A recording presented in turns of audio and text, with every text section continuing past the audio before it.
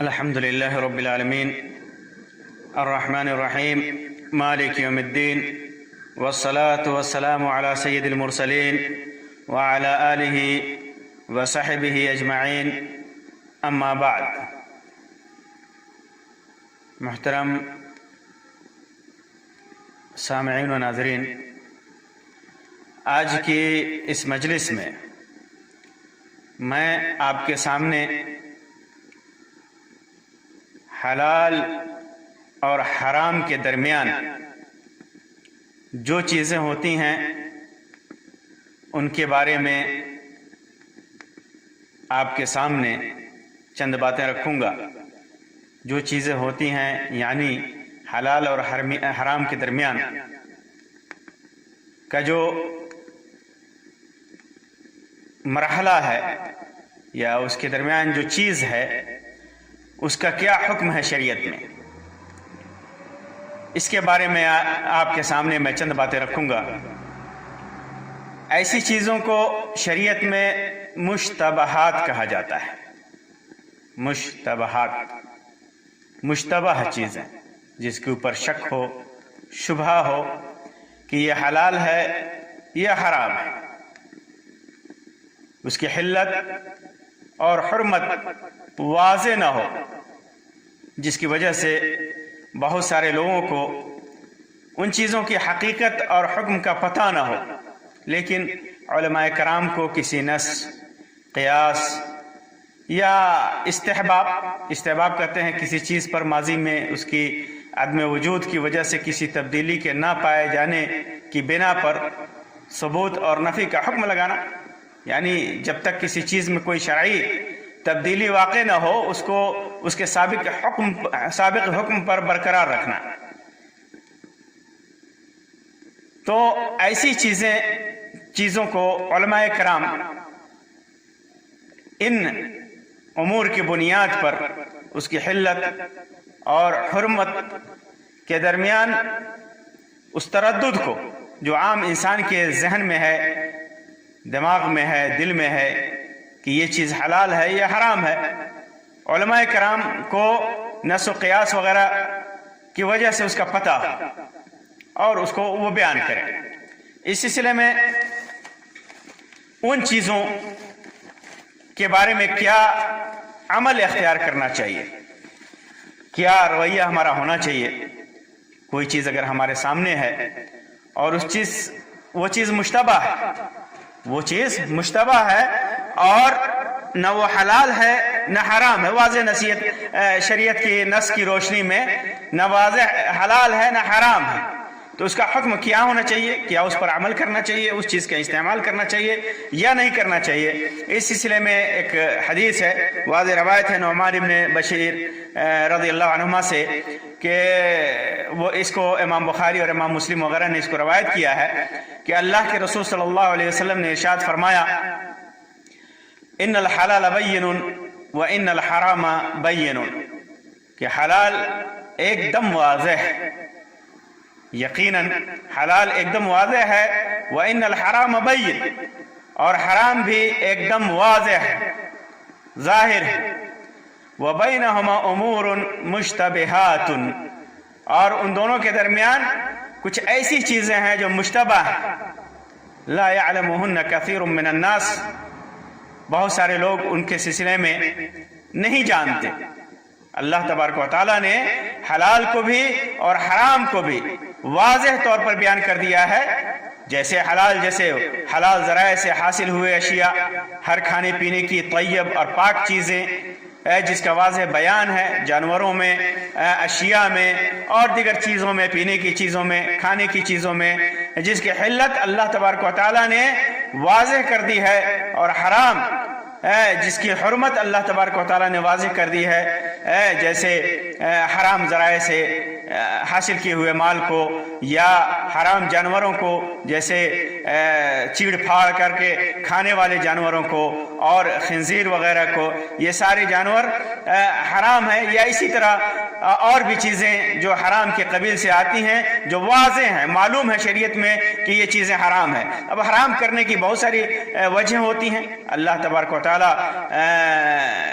کون سی چیز اس کے بندوں کے لیے مناسب ہے اور کون سی چیز غیر مناسب ہے، اسے بھلی بھانتی اللہ تبارک و تعالیٰ خوب جانتا ہے۔ اور بسا اوقات وہ اللہ تبارک و تعالیٰ بندوں کو آزمانے کے لیے کسی چیز کو حرام قرار دیتا ہے، اگرچہ اس کے اندر بظاہر فائدے ہی فائدے نظر آتے ہوں، کیونکہ وہ بندوں کو آزمانا چاہتا ہے کہ اس کا کون سا بندہ فرما بردار ہے اور کون سا نافرمان ہے۔ تو اللہ تبارک و تعالیٰ کسی بھی وجہ سے واضح طور پر بیان کر دیتا ہے کہ یہ چیز حرام ہے، جیسے میتہ مردار ہے، خون ہے، ان الدم والمیتۃ ولحم الخنزیر، خنزیر کا گوشت، یہ ساری چیزیں واضح طور پر اللہ تبارک و تعالیٰ نے حرام قرار دیا ہے۔ اور ان دونوں کے درمیان جس کی حرمت اور حلت واضح نہیں ہے، امور مشتبہات، بہت سارے مشتبہ امور ہیں، لا يعلمهن كثير من الناس، بہت سارے لوگ نہیں جانتے ان کا حکم کہ یہ چیز حلال ہے یا حرام ہے۔ اس کا مطلب یہ بھی ہوا کہ بہت سارے لوگ جانتے بھی ہیں، کچھ لوگ جانتے بھی ہیں، اور وہ جاننے والے کون ہیں؟ وہ جاننے والے کون ہیں؟ وہ علماء ہیں۔ اللہ تبارک و تعالیٰ کی حکمت اور رحمت کا تقاضا ہے کہ اس علماء کو اس نے حکم دیا کہ وہ قرآن و سنت میں حلت و حرمت کے تعلق سے غیر منصوص چیزوں میں اجتہاد کریں۔ شریعت نے اس بات کی اجازت دی، اللہ تبارک و تعالیٰ کا امر ہے اس سلسلے میں کہ وہ شریعت میں جو چیزیں غیر منصوص ہیں، جو واضح نہیں ہے کہ حرام ہے یا حلال ہے، مشتبہ ہیں، تو وہ ان کے اندر اجتہاد کر کے نص کی روشنی میں، اللہ کے رسول صلی اللہ علیہ وسلم کی احادیث کی روشنی میں، قرآن کریم کی آیات کی روشنی میں اجتہاد کریں، اور اجتہاد کر کے لوگوں کو اس کی طرف رہنمائی کریں، کیونکہ لوگوں کی ضروریات وقت اور حالات کے حساب سے بدلتے رہتے ہیں، زمانے کے حساب سے مختلف ہوتے رہتے ہیں۔ بہت ساری اشیاء جو بعد میں پیدا ہوئی، جن کی حلت اور حرمت واضح نہیں ہوتی، ان کے اندر علماء اجتہاد کریں، اور ان چیزوں میں جن میں عوام اشتباہ کا شکار ہوتی ہے، شک کا شکار ہوتی ہے، ان چیزوں میں ان کی عوام کی رہنمائی کریں۔ اور اس لیے یہ بھی ضروری ہے کہ جو چیز مشتبہ ہو کہ حلال ہے یا حرام ہے، تو عام آدمی کو اس کے استعمال سے پرہیز کرنا چاہیے اس وقت تک جب تک وہ کسی عالم دین سے، جس کے پاس شریعت کا صحیح علم ہے، حلت و حرمت کا اس کے پاس علم ہے، شریعت کے علوم سے وہ واقف ہے، ان سے پہلے پوچھ کر کے اس پر اپنا یقین مضبوط کر لینا چاہیے کہ یہ حلال ہے یا حرام ہے، تبھی اس کو استعمال کرنا چاہیے۔ ورنہ مشتبہ چیزیں، شک والی چیزوں کا استعمال قطعا نہیں کرنا چاہیے جب تک کہ وہ اس کا شک دور نہ ہو جائے، کیونکہ اللہ کے رسول صلی اللہ علیہ وسلم نے ارشاد فرمایا، دع ما یریبک الی ما لا یریبک۔ امام ترمذی اور امام احمد وغیرہ نے اس کو روایت کیا ہے، علامہ البانی نے اس حدیث کو صحیح کہا ہے کہ جو چیز شک والی ہو تو اس وقت تک اس کو استعمال نہیں کرنا چاہیے جب تک شک دور نہ ہو جائے، چاہے وہ عبادت کے تعلق سے ہو یا کھانے پینے کی چیزوں کے تعلق سے ہو۔ جب اس کے اندر شک ہو تو جب تک شک دور نہ ہو جائے اس کو استعمال نہیں کرنا چاہیے، شک کو دور کرنا چاہیے پہلے۔ اور شک کیسے دور ہوگا؟ علماء کی طرف رجوع کرنے سے، اہل علم کی طرف رجوع کرنے کی وجہ سے کر کے ہی شک دور ہو سکتا ہے، ان علماء کی طرف جنہیں شریعت کا صحیح علم ہو، ان کی طرف رجوع کر کے۔ اگر آدمی شک کو دور نہیں کرتا اور ان مشتبہ چیزوں پر عمل کرتا ہے، ان مشتبہ چیزوں کا استعمال کرتا ہے، شک والی چیزوں کا استعمال کرتا ہے، تو کیا ہوگا؟ اس کے سلسلے میں اللہ کے رسول صلی اللہ علیہ وسلم نے فرمایا، فَمَنِ اتَّقَى الشُّبْهَاتِ اسْتَبْرَأَ لِدِينِهِ وَعِرْضِهِ، جو آدمی ان شبہ والی چیزوں سے بچ کر، جب شبہ والی چیزیں آ گئیں اور واضح نہیں ہو رہا ہے کہ حلال ہے یا حرام ہے، تو وہ آدمی ان شبہ والی چیزوں کو چھوڑ دیتا ہے، تو وہ اپنے دین کی بھی حفاظت کرتا ہے اور اپنی عزت کی بھی حفاظت کرتا ہے۔ دین کی حفاظت اس طرح کرتا ہے کہ حرام سے دور ہوتا ہے، پتہ نہیں وہ چیز حرام ہے یا حلال ہے، تو اس چیز کو ذہن میں رکھ کر کے اگر وہ دور ہوتا ہے، حرام سے دور ہوتا ہے، تو ظاہر سی بات ہے کہ حلال سے قریب ہوگا اور اللہ تبارک و تعالیٰ کے سے قریب ہوگا۔ تو اس نے اپنے دین کی حفاظت کر لی، حرام چیز میں پڑھنے سے خود کو بچا لیا، حرام چیز میں پڑھنے سے خود کو بچا لیا۔ مثال کے طور پر جیسے بیڑی ہے، سگریٹ ہے، تمباکو ہے، اس کی حلت اور حرمت یوں تو واضح ہے، اس کے نقصان کی وجہ سے، اس میں نشہ کی وجہ سے اور بھی دیگر وجوہات کی بنیاد پر ایک تو حرام ہے، لیکن اگر کوئی اصرار ہی کرتا ہے کہ قرآن اور حدیث میں باضابطہ ان کا ذکر نہیں ہے تو یہ مشتبہ ہے، یہ مشتبہ ہے۔ تو ظاہر سی بات ہے کہ اس کے لیے یا تو اس شک کو دور کرنے کے لیے علماء جو صحیح دین کا علم رکھتے ہوں ان کی طرف رجوع کرنا ہوگا، اور جب علماء کی طرف رجوع کریں گے تو اس بات کا وہ فتویٰ دیتے ہیں اور وہ بتاتے ہیں کہ یہ چیزیں حرام ہیں، کیونکہ اس کے اندر دین کے لیے بھی نقصان ہے، دنیا کے لیے بھی نقصان ہے، صحت کے لیے بھی نقصان ہے، اور بہت ساری ماحولیات کے لیے بھی یہ چیزیں نقصان دہ ہیں، اور بھی بہت سارے نقصانات اس کے اندر ہیں۔ لیکن اگر کسی کے سامنے یہ واضح نہ ہو اور لوگ اس کے اندر ادھر ادھر کی باتیں کریں تو ان سے بچنا ان کے لیے واجب ہو جاتا ہے، کیونکہ اگر وہ بچتے ہیں تو انہوں نے اپنے دین کی حفاظت کر لی، اللہ تبارک و تعالیٰ سے وہ قریب ہو گئے۔ اور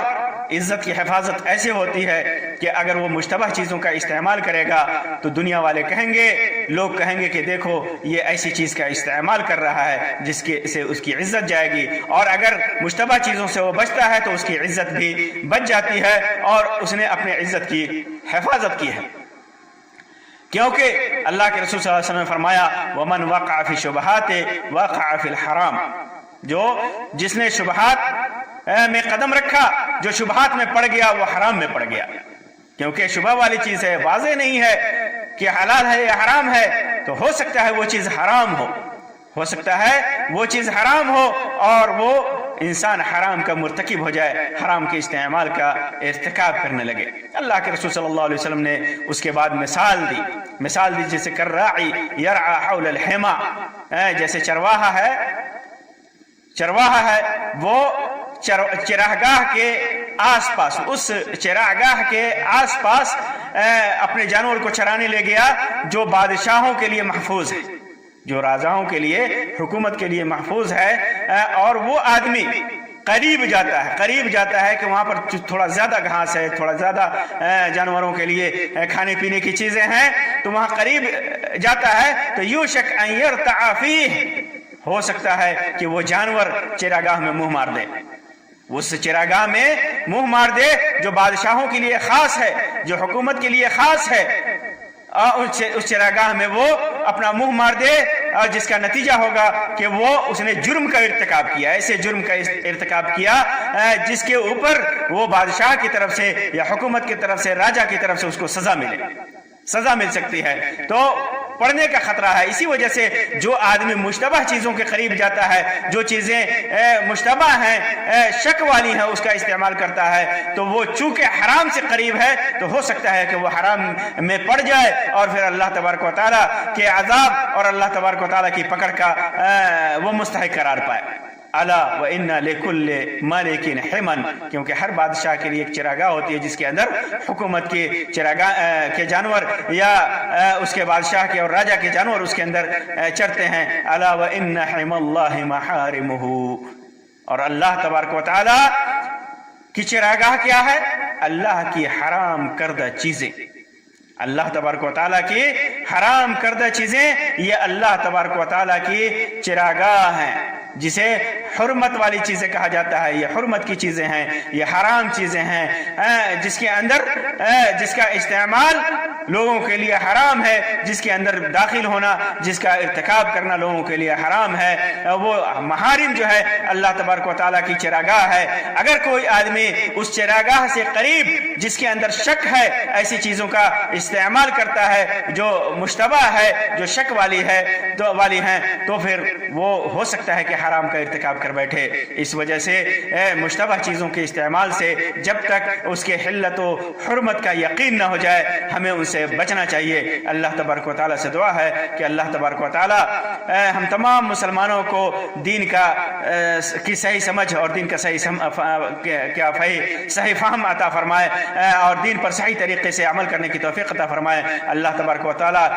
حرام کاموں کے اور حرام چیزوں کے استعمال سے ہمیں بچائے محفوظ رکھے. اللہ تبارک و تعالیٰ حرام چیزوں کے استعمال کی توفیق عطا فرمائے. آمین یا رب العالمین. وآخر دعوانا ان الحمد للہ رب العالمین وصلی اللہ علی خیر خلقہ وسلم. والسلام علیکم ورحمۃ اللہ وبرکاتہ.